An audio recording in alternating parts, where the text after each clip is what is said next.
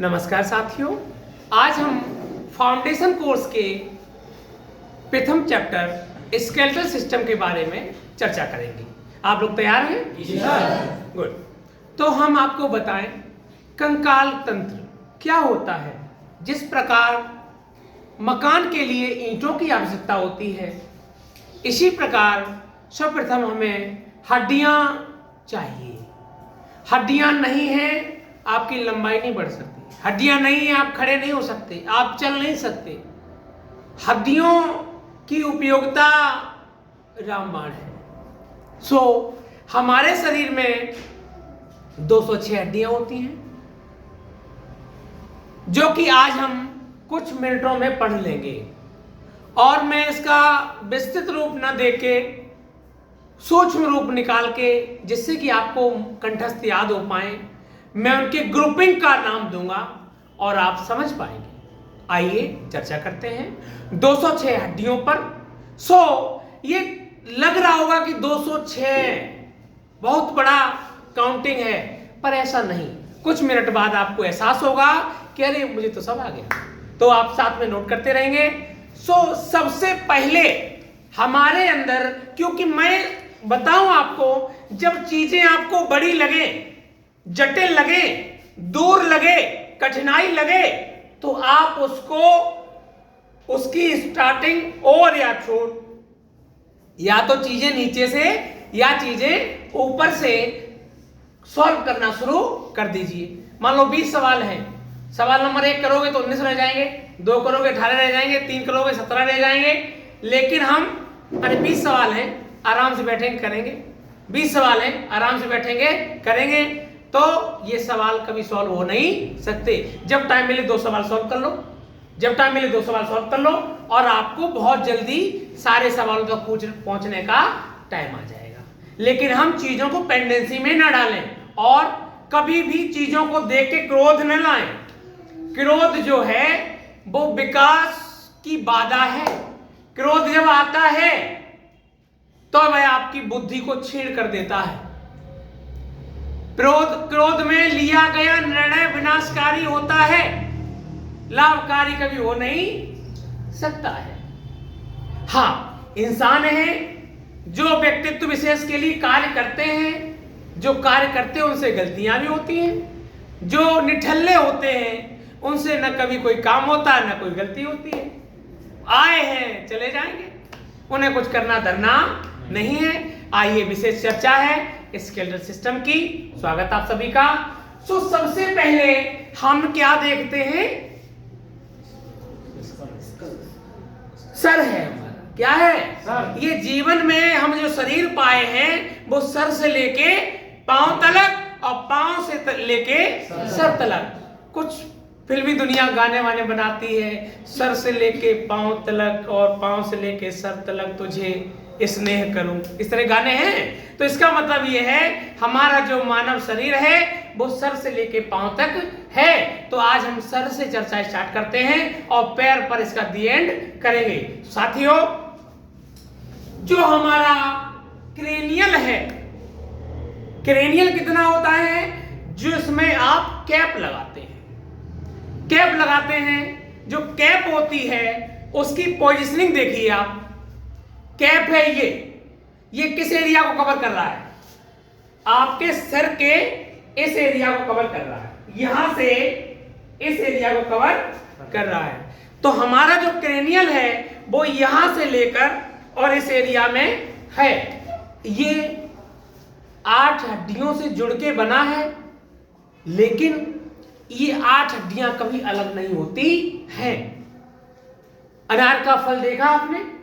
अनार के फल को कभी काट के अलग नहीं किया जा सकता, सिर्फ उसे क्रैक किया जा सकता है, उसे तोड़ा जा सकता है। इसी प्रकार से हम सभी किसान पुत्र हैं, खेती में जाते रहते हैं। तो आप देखेंगे किसी पशु का शव पड़ा था, हड्डी एक जबड़ा पड़ा था, बरसात में वह धुल गया, सफेद रंग का हो गया। उसमें आप इस तरह की संरचनाएं देखेंगे जो आपको ये दिखाई दे रही हैं। ये संरचनाएं आपको वहां भी दिखाई देंगी। और हमारा जो क्रेनियल है उसमें 8 हड्डियां होती हैं जो कि यहां से लेकर और यहां तक होती है। आइए अगला है ये वाला एरिया, फेस। सर के बाद क्या हो गया? फेस। ये हमारा जो फेस है उसे फेस बोन बोलते हैं, फेशियल बोन बोलते हैं। ये हमारी कितनी होती है? 14। मैंने इसको डिवाइड भी कर रखा है, लेकिन आप इतनी काउंटेबिलिटी को न जाते हुए आप सूक्ष्म रूप को लें। Face bone 14 dear. उसके बाद आती है ईयर बोन, कान की हड्डियां। अब आप सोच रहे होंगे कि कान की हड्डियां कहां होती हैं? यहां नहीं होती है, ये कान की हड्डी नहीं है। कान की जो हड्डी है वो इस एरिया को अंदर क्रॉस करके है, जिसे SIM सिम बोल के हम बताते हैं। 3 इधर होती हैं, 3 इधर होती हैं। आप नोट कर रहे हैं कि नहीं? आप सभी? Cranial 8, face bone 14, year bone 6, 3 इधर 3 इधर, 3 प्लस 3 6। तो आप समझिए ये हड्डियां 6 होती हैं। उसके बाद इस एरिया में अब कोई हड्डी नहीं बची, इस एरिया में कोई हड्डी नहीं बची। उसके बाद ये एरिया आता है, इसे यहां पर एक बोन है, इसका नाम है हायोइड। क्या नाम है? हायोइड। यह घोड़े के नाल की तरीके से यू के आकार में, घोड़े का नाल देखा आपने, उसको छोटा स्वरूप मान लो और यू शेप में एक ही हड्डी होती है जो हमारे इस एरिया में रहती है। उसके बाद क्लेविकल, जो इस फिगर को आप देखेंगे तो ये इस तरीके से तैयार होता है।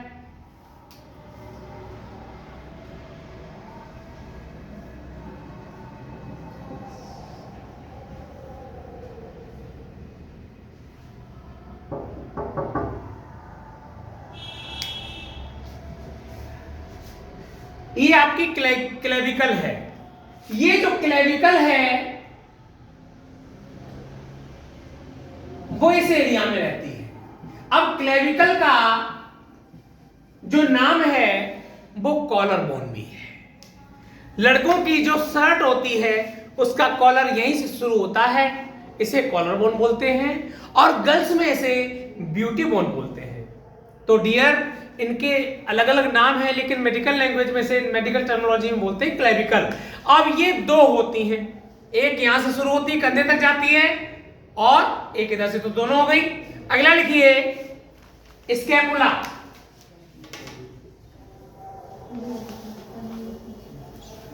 ये हड्डी ट्रायंगुलर शेप में होती है, त्रिभुजाकार में होती है, और यह हमारे दोनों कंधों के पीछे। छोटे बच्चे जब नहाते धोते हैं या कोई बूढ़ा बुजुर्ग अपने कपड़े उतार के बैठा है तो आप इन्हें देख सकते हैं ट्रायंगुलर शेप में, त्रिभुजाकार की आकृति में आप देख पाएंगे। इस एरिया में आपकी दोनों बोन्स होती हैं डियर। तो आपकी स्कैपुला कितनी हो गई?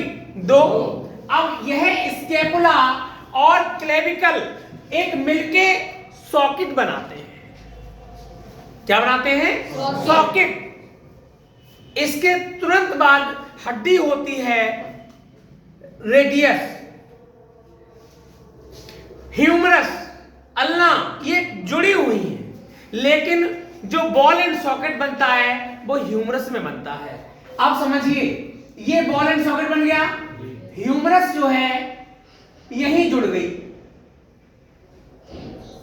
अब ह्यूमरस हमारी एक इधर है, यहां से लेके यहां तक। अब समझिए, यह बॉल एंड सॉकेट इस तरह से फंसा है।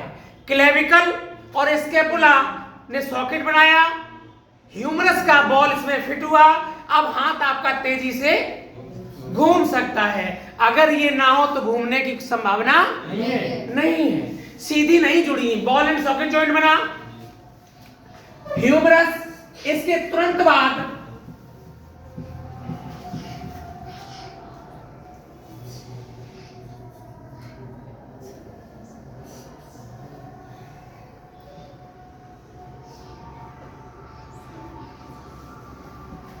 रेडियस और अल्ना। तो ह्यूमरस 2 होती है। अब समझिए इस एरिया से लेकर यहां तक 2 हड्डियां होती हैं। जो अंगूठे की साइड से यहां जाती है इसका नाम है रेडियस। यहां से जो कन्ने की उंगली से जाती है उसे अल्ना बोलते हैं। मैं आपको बता दूं, संसार में आज तक भगवान कृष्ण के अलावा इस उंगली का प्रयोग किसी ने नहीं किया। आप खाना खा रहे थे, इसका प्रयोग नहीं किया। आप हवन में आहुति दे रहे थे, इसका प्रयोग, आप झगड़ा कर रहे थे, इसका प्रयोग किया, लेकिन आज तक इसका प्रयोग किसी ने नहीं किया। जब गोवर्धन की पूजा करवाई भगवान कृष्ण ने, इंद्र क्रोधी थे, उन्हें अपने देवताओं से कह के आंधी तूफान और कहा घनघोर वर्षा करो, पूरा ब्रिज बह जाना चाहिए, 84 कोस का ब्रिज डूब जाना चाहिए। जब बारिश होने लगी, सभी बाल गोपाल जो नंद हैं, नंद नाम नहीं होता है, नंद एक उपाधि है, बाबा नंद परेशान हो गए। कहा कन्हैया तुमने नहीं माना और गोवर्धन की पूजा करवा दी, इंद्र की पूजा नहीं करवाई, अब क्या होगा? भगवान ने कहा आप बिल्कुल भी परेशान ना हो। भगवान ने सोचा कौन सी उंगली से उठाया जाए। जे कहा कि जिसको हर व्यक्ति निर्बल समझता है मैं उसको बलवान कर दूंगा। भगवान कृष्ण की क्या सोच थी कि जो निर्बल है मैं उसे बलवान कर दूंगा। और भगवान ने कन्निक की उगनी पर गोवर्धन को उठाया। इसी प्रकार साथियों, आपकी क्लास में, आपके घर में, आपके परिवार में कोई बच्चा ऐसा है जो नहीं पढ़ पा रहा है, आप पढ़े लिखे हैं, आप उसको कुछ ज्ञान दीजिए। वो निर्बल है बिना ज्ञान के, वह विकलांग है, अपाहिज है, ऐसे व्यक्ति की आप मदद करिए, बैसाखी बनिए। आप कृष्ण नहीं बन सकते, हम कृष्ण नहीं बन सकते, लेकिन भगवान के द्वारा की गई गतिविधियों को, 1-2 गतिविधियों को हम स्वीकार कर सकते हैं। आइए अपनी कड़ी में आते हैं। तो यह जो ह्यूमरस, रेडियस और अल्ना, ये जो रेडियस है वो अंगूठे की तरफ से, याद रहेगा आपको, अंगूठे की तरफ से शुरू होती है और अल्ना जो है नीचे की ओर से शुरू होती है। सो माय डियर स्टूडेंट्स, यह भी 2-2 होती है, रेडियस भी 2, अल्ना भी 2। उसके बाद कार्पल आती है। उसके बाद यह कार्पल्स जो है एक बेरिंग में छर्रे की तरह होती है। आप लोग, हम लोग ट्रैक्टर में, मोटरसाइकिल में, साइकिल की चेन में बेरिंग देखे होंगे, उसमें छर्रे पड़े होते हैं। जब बेरिंग में छर्रे पड़ते हैं, उस छर्रे की वजह से बेरिंग घूम पाती है। इसी प्रकार से जो हमारी कलाई का मूवमेंट है, अमित करते हैं ना कलाई का मूवमेंट आप है, हाँ, तो यह मूवमेंट इसमें जहां हम घड़ी बांधते हैं, इस एरिया से हल्का सा ऊपर, इस एरिया में 8 छर्रे होते हैं। मैं अनऑफिशियली आपको बता रहा हूं छर्रे, इनका नाम तो क्या है? कार्पल। तो कार्पल कितनी होती? 8 इधर, 8, टोटल कितनी हो गई? 16 कार्पल हो गई। अगला है मेटा कार्पल। कितना है? यह जो मेटा कार्पल होती हैं, अब जब हाथ को आप ऐसे करके देखने की कोशिश करोगे तो आपको लंबी लंबी हड्डियां दिखाई। यह 5 हड्डियां इधर हैं, 5 इधर हैं, टोटल कितनी हो गई? 10। अगला है फैलेंजियस। क्या है? फैलेंजियस।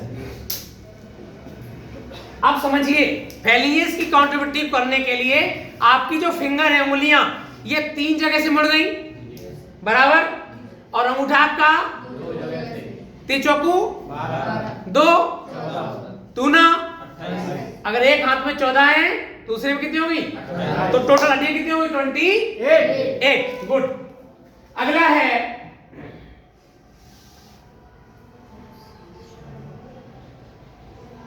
स्टर्नम। क्या है? समझिए, इसे हम टाई बोन भी बोलते हैं। हम यहां टाई बांधते हैं ना, ये यहीं से शुरू होती है और एंड हो जाता है जहां पर ये जगह खाली मिले। टच करिए, जहां पर ये उंगली अंदर जाए वो यहीं तक खत्म हो गई। तो हमारी स्टर्नम कितनी होती है? एक। अब एक स्टर्नम होती है, इसके साथ 24 रिब्स होती है। कितनी होती है? 24 रिब्स होती हैं।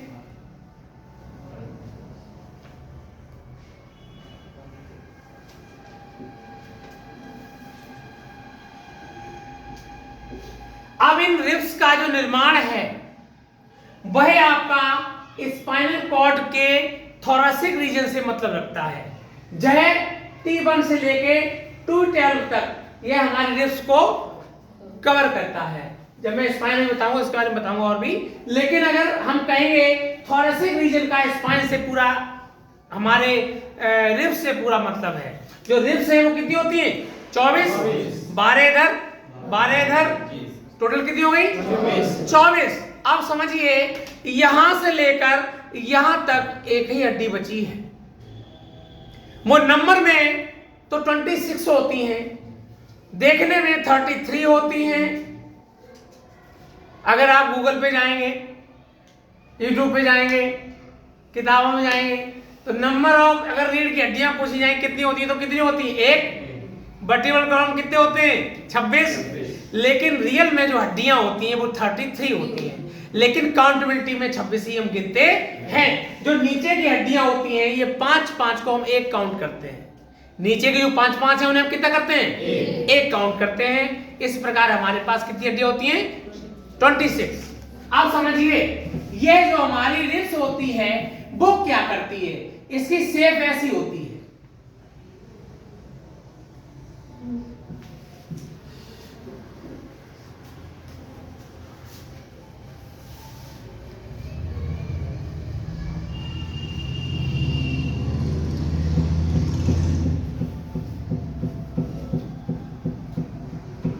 अब समझिए यह ऐसी क्यों है? रेड मार्क कर दीजिए। इसमें नर्व निकलती है इसलिए इनमें कॉलम होते हैं। देख पा रहे होंगे आप? ठीक है साथियों, ये डिजिटल बोर्ड नहीं है इसलिए आपको थोड़ा कम समझ आ रहा होगा। आप समझिए ये जो नर्व्स हैं वो निकल पाए इसलिए स्पाइन जो है वर्टिब्रल कॉलम में बटी होती है। अगर यहां बटी ना हो तो हमारी नर्व जो है नहीं। नर्व क्या करती हैं? मैसेज ले जाती हैं और हमारा एक्शन करवाती हैं। तो बच्चों ये समझिए जो स्पाइन है उसमें कितने कॉलम है? 26। अब हम इसकी क्वांटिटी को समझ गए 26। ये होती तो 33 है जो मैंने आपको दर्शा रखी है, लेकिन नीचे के एरियाओं को 5 हड्डियों को हम एक ही काउंट करते हैं। बहुत छोटी सूक्ष्मतम होती है तो उसको मर्ज कर देते हैं। यह जो है आपकी यहां से लेकर यहां तक पहुंचती है। अब यह जो हमारा पेल्विक रीजन होता है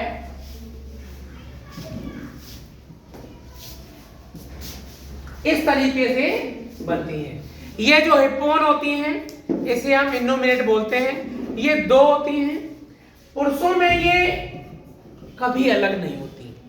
महिलाओं में द ड्यूरिंग प्रेगनेंसी इनमें थोड़ा अंतर आ जाता है, ये खुल जाती हैं।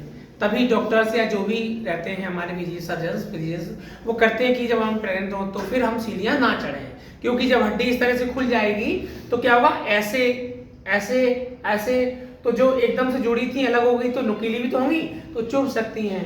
तो ये अनऑफिशियली मैं आपको ये जानकारी बता रहा हूँ, ठीक है? तो चीजें क्या है? ये 2 काउंट करते हैं। इनोमिनेट कितनी हो गई? 2। अब यहां तक कोई हड्डी नहीं बची जो मैंने आपको बताई ना हो। समझ आ गया? अच्छा बच्चों यह जो इनोमिनेट है इसकी वजह से ही हम बेल्ट बांध सकते हैं, पैंट बांध सकते हैं और शरीर का आकार दे सकते हैं। वरना हमारा शरीर बिल्कुल आके अब यहां अगर नहीं दिखाई बिल्कुल पतला हो गया ना, लेकिन ये उसको दोबारा फैला देता है और इसके फैलने से हमारे पास कुछ एरिया मिल जाता है। इसमें हमारी बॉडी ऑर्गन रखे जा सकते हैं। अगर वो पतला होता कहां से हो पाता? अब समझिए इनमें जो लंबर रीजन है वह आपके वजन को कवर करता है। जब भी किसी को झटका लगता है तो लंबर रीजन यहाँ लगता है, यहाँ पर, क्योंकि यहाँ पर स्पाइन बिल्कुल अकेली होती है और यहाँ पर भी बिल्कुल अकेली होती है। ये C1 C2 तो हमारे ब्रेन के पास पहुंच जाते हैं बिल्कुल मत, उससे हम कनेक्ट कर ही नहीं सकते। उसके बाद C3 4 5 6 7 में हमारी गर्दन बनती है और कंधे तक का जो जॉइंट है वो इतना रहता है, समझ नहीं आया। उसके बाद जो हमारी हड्डी है वो T1 से लेके T2 ये हमारी रिब्स से कनेक्शन रखती है, लेकिन उसके बाद जो है लंबर रीजन है 1 से लेके 5 तक, यह रीजन वजन लेता है।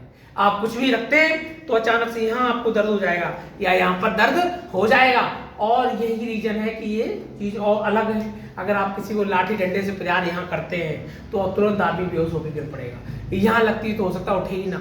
रीढ़ की हड्डी देखो कभी की क्या बड़े बुजुर्ग फिसल जाते हैं, उसकी लंबर रीजन कमजोर होने की वजह से यही चोट आती है और वहीं बैठे ऐसे कहा जाते हैं।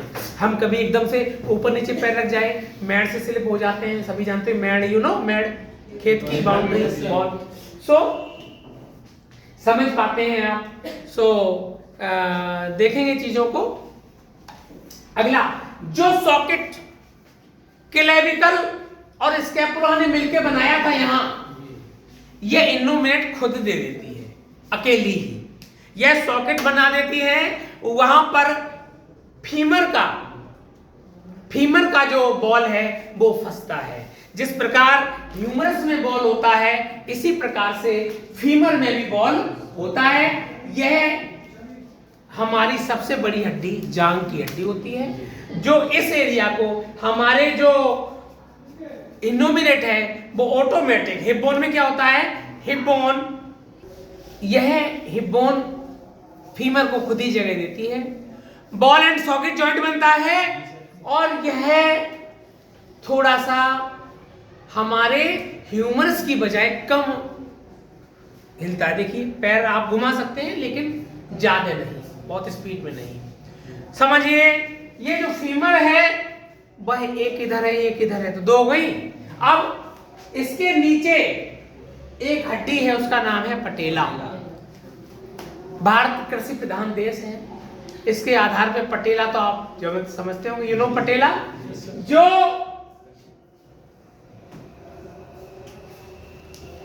मिट्टी के टुकड़ों को, जो हमारे अंदर क्रोध रूपी टुकड़े हैं, उसको पीसता हुआ, उपजाऊ बनाता हुआ फसल उगा दे।